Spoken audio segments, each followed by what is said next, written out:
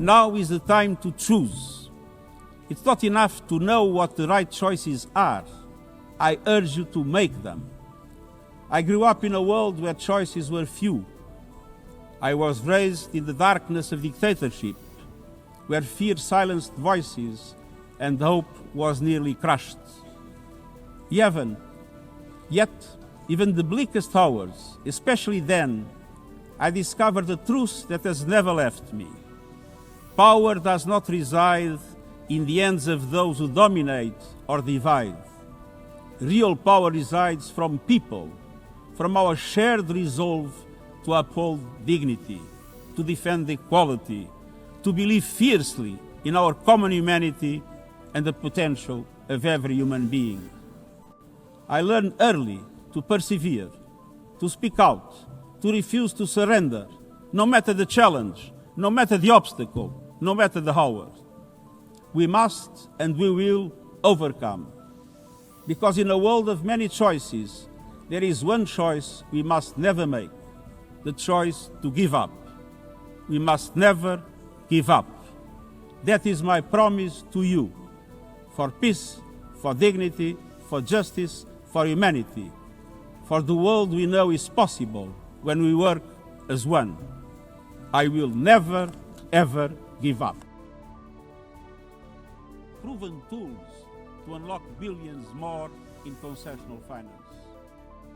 Around the world, we see countries acting as if the rules don't apply to them.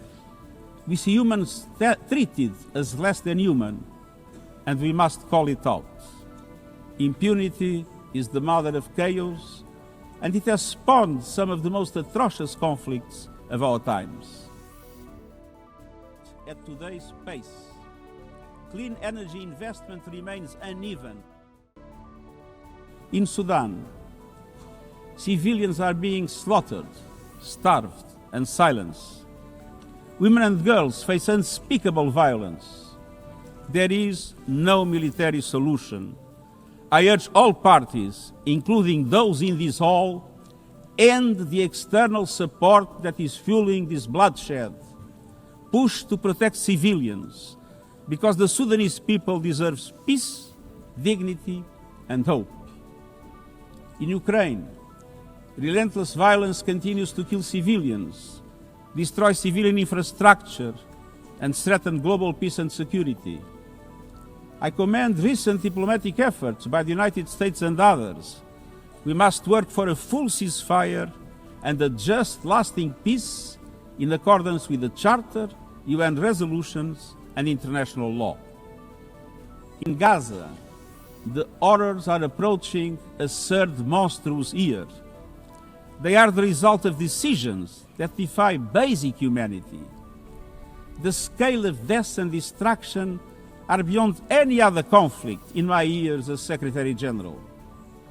The International Court of Justice has issued legally binding provisional measures in the case named Application of the Convention on the Prevention and Punishment of the Crime of Genocide in the Gaza Strip. Since then, a famine has been declared and the killing has intensified.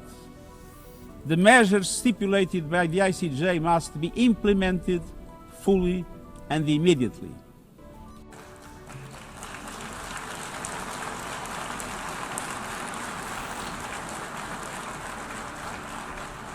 Nothing can justify the horrific Hamas terror attacks of October 7 and taking of hostages, both of which I have repeatedly condemned. And nothing can justify the collective punishment of the Palestinian people and the systematic destruction of Gaza. We know what is needed. Permanent ceasefire now. All the hostages released now. Full humanitarian access now. And we must not relent in the only viable answer to sustainable Middle East peace, a two-state solution as so eloquently reaffirmed yesterday. What kind of world do we choose to build together? The past year has brought glimmers of hope, including the ceasefire between Cambodia and Thailand and the agreement between Azerbaijan and Armenia brokered by the United States. But far too many crises continue unchecked. Impunity prevails, lawlessness is a contagion, it invites mayhem, accelerates terror, and risks a nuclear free-for-all. When accountability shrinks, graveyards grow. So let's be clear. International cooperation is not naivete. Fossil fuels are a losing bet. Last year, almost all new power capacity came from renewables, and the investment is surging. Renewables are the cheapest and fastest source of new power. They create jobs, drive growth, shield economies from volatile oil and gas markets, connect the unconnected, and can free us from the tyranny of fossil fuels. Technology must be our servant, not our master. It must promote human rights, human dignity, and human agency. Yet today, AI's advancement in outpacing regulation and responsibility and is concentrated in a few hands.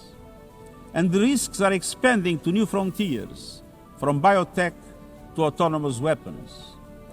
We are witnessing the rise of tools for mass surveillance, mass social control, mass disruption, and even mass destruction. Tools that can drain energy, strain ecosystems, and intensify the race for critical minerals, potentially stoking instability and conflict. Yet, these technologies remain largely ungoverned. We need universal guardrails and common standards across platforms. No company should be above the law. No machines should decide who lives or dies. No system should be deployed without transparency, safety, and accountability. So we must make the choice, an active choice. No country should be locked out of the digital future or locked into systems it cannot shape or trust. And governments must lead with vision, and companies must act with responsibility. And we, the international community, must ensure that technology lifts up humanity.